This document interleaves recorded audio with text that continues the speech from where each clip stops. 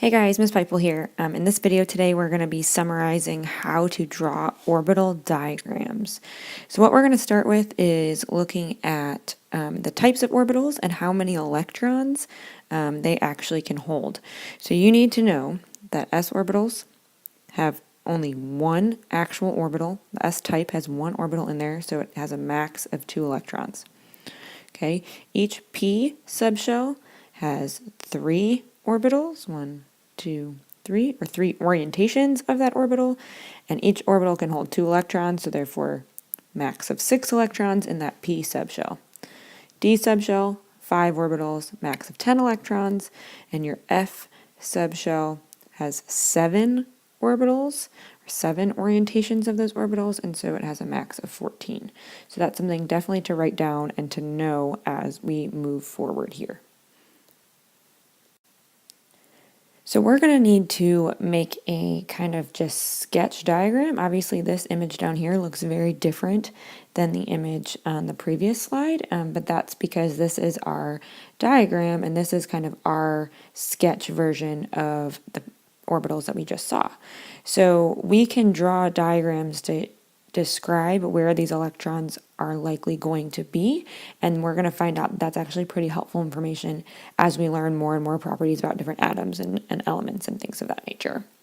So this is what your orbital diagrams are going to look like. So before we actually can start drawing our diagrams, we need to get a couple of ground rules and background information down for us. So how we're going to represent orbitals is we are going to use blanks, so just simply lines. You may see sometimes that boxes are used, or you may see sometimes that circles are used. Either way, those are all representing specific orbitals within a subshell. Okay, so that means your p orbitals would need 3 blanks because p subshell has 3 orbitals. Next, we have arrows. Your arrows themselves actually represent electrons. You'll see that I often draw half arrows rather than whole arrows just for kind of ease and to be more efficient as I'm drawing an orbital diagram. It doesn't matter to me if you want to draw half arrows or if you want to draw full arrows, either way, but know that both represent the same thing. Okay, and then the kind of meat of this is our 3 rules that are followed as the electrons fill these orbitals. The first rule is called the off-bow principle. So this principle, off-bow, means to build up, or it's translated loosely in German to build up, and so what that means is electrons have to fill lower energy orbitals or closest to the nucleus before they can go and jump into a higher orbital, a higher energy orbital. So there is a correct order, and you kind of want to think about you couldn't build a building without building the foundation and the first floor first. You have to go in order. Rule number 2 is the Pauli exclusion principle, and this is just saying that an orbital has to only have a max of 2 electrons, and when you have those 2 electrons in the same orbital, they are going to face different directions. So they are very exclusive and no one can have the exact same situation as them. So if they must share space, then they're going to spin in opposite directions. Or we're going to indicate that by 1 up arrow, 1 down arrow. And our last rule is that if you have 2 or more orbitals on equal playing fields or with equal energy, so if we're talking about, let's say, 2p, those electrons are going to spread out before they double up. So if I would put 1 here, my next one would not go right next to it. They don't want to be right next to each other unless they absolutely have to be. So we're going to have our 1, and then they're going to spread out and spread out before going back and doubling up. Okay, this is kind of like the movie theater or like the public bus rule. You know, you got your seats on the public bus and you got somebody here and you walk on the bus, you're not going to sit right next to that person. You have no idea who they are, you have no idea where they've been, you have no idea about anything about them. So you're going to sit over here because you don't want to sit near a stranger. Same idea here, they don't want to be right next to each other unless they absolutely have to be. So let's see how this actually works. We have to follow all 3 of these rules all the time. And that's where it gets tricky, is following all three of them. So we are going to first do an example with carbon. Okay, so I have the orbitals set up for you here. I may not always do that. So I will show you kind of both ways how to start drawing these guys. So first, we need to find how many electrons carbon has. Well, carbon has an atomic number of 6. And so since we're talking about a neutral carbon atom, that means it has 6 protons, which also means it has 6 electrons that we need to draw. So we need a total of 6 electrons in our diagram. So we're going to start by filling 1s. Okay, that's the first orbital we can fill. So 1s, well, I can't move up. I have to fill 1s before I can move up to 2s. And there's nowhere I can spread out. So I'm going to go ahead and just fill that one. So that's 1, 2. Now that 1s is filled, I can move up to 2s. There's my 1 electron in 2s. Well, there's no other orbitals of equal energy, so I can't spread out. And I can't go on to 2p without filling in 2s. So I fill that in. So now I've drawn a total of 4. My next in energy is 2p. So I'm going to first draw, there's my 5th electron. Well, in this one, I do have multiple orbitals of equal energy. So these are going to spread out and look like that. So now I have drawn a total of 1, 2, 3, 4, 5, 6 electrons. And so this is actually what the orbital diagram for carbon looks like. So how can we tell that that's the order that we're going in terms of our orbitals? Well, your periodic table is actually arranged in this order. So if you always start over here with hydrogen and move across left to right, you'll see the order of these orbitals. So we have 1s is the first row. The first energy level only has an s orbital. The second row on the periodic table is energy level 2. And so we have our 2 s's over here and then 2p on this side. Okay, notice we are 2 places into 2p, and that's where our orbital diagram for carbon and the previous slide ended. Third energy level, we have our 3s over here, 3p on the right. Okay, so what you'll notice is these 2 columns here are considered the s block. We have over here, this is our p block. The middle section here is the d block. And down here we have the f block.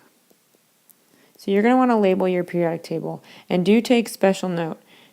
For D and F, these are pushed down a level. So even though this is the 4th row on the periodic table, right here, this is technically 3D.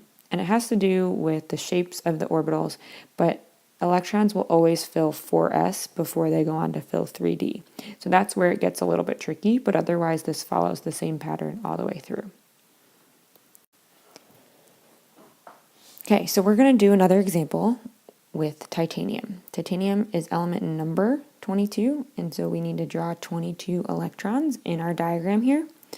And if we look at our labeled periodic table, we're going to find that this should end in the 3D section of our orbital diagram. So let's see how we get there. So I'm going to start drawing my electrons. So 1, I can't go anywhere else on that first energy level, so I'm going to fill it. I fill it with a downward facing arrow before I can move on to the next energy level. Moving on up to 2s, same deal. Nowhere for it to go right here, so I'm going to fill it up before I can go into 2p. Once I get to 2p, I'm going to go ahead and spread them out. Even though I know this is going to be filled, it's a good habit to always fill it by spreading them out first and then going back and pairing them up. So now I have drawn 2, 4, 6, 8, 10 of my 22 electrons I need to draw. Now that 2p is filled up, or I'm at the end of my 2 row or second row on the periodic table, I'm going to move up to 3s. Well, I can't go anywhere else on the s level, so I'm going to fill that up before I move on to 3p.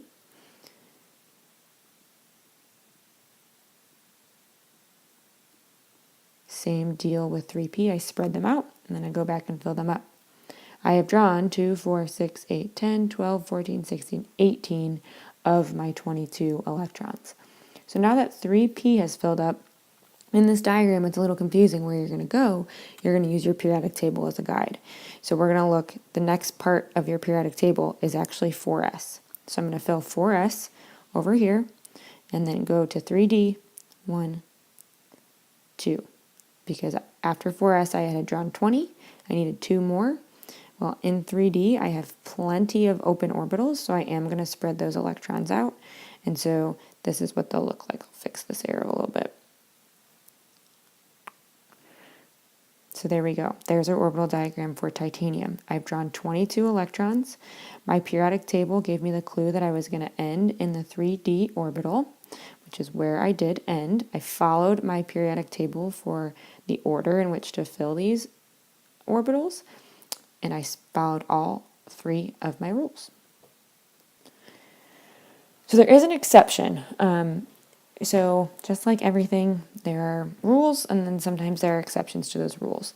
So the way I want you to remember this is D4, D9, D don't happen. Okay, the reason for that is orbitals are much more comfortable when they're half full or they're entirely full. So if I model here, this is 4s and this is 3d. If I have my electrons, and if it were to be a d4, 1, 2, 3, 4 electrons in that d orbital, notice that this is very, very close to being half full. So what's going to happen is 4s is going to donate one of its electrons. So now 4s is half full, and so is 3d.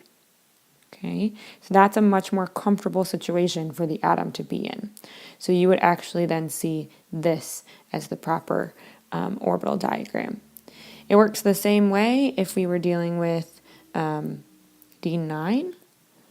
So if there were 9 electrons in that d orbital, okay, so notice we need 1 more here for it to be totally full. And so again, 4s is going to be very kind and donate one of its electrons to the d orbital over here so that it can be totally full. That again is more comfortable because this one is half full and this one is totally full. And so that's much more comfortable than what it was previously. So that's just an exception to the rule that you need to know.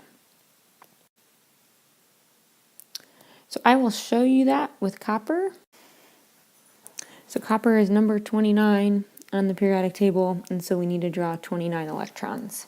So I'm going to fill in 1s, going on to 2s, to 2p. Notice I'm still following that Hund's rule of spreading them out.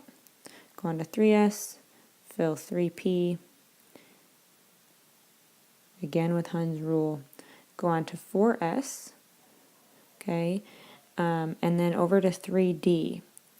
So 1, 2, 3, 4, 5, 6, 7, 8, 9 electrons needed to be drawn in 3D. So again, this is not right. That's D9. We don't want D9. That's D don't. We shouldn't do that. So we need to fix that. I'm going to go ahead and erase 1 electron from 4s and move it over to 3D. And that would be the proper orbital diagram. We've got one more example for you, and it's just for an ion. Okay, so we need to remember again what happens with electrons in ions.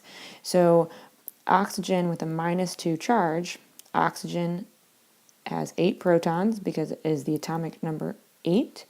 And since I have 2 negative charges that are not being balanced out, that means I have 2 extra electrons, or a total of 10 electrons. So we're going to fill those in. 1s, 2s, 2, 4, 5, 6, 7, 8, and then our 2 extra electrons from that being an ion. Now you don't need to do that in different colors. I'm just showing you that the blue would be a normal oxygen, but then with the orange, it is going to be oxygen with a -2 charge. So we'll go over lots of examples, and I'll show you more how to draw these on your own in class.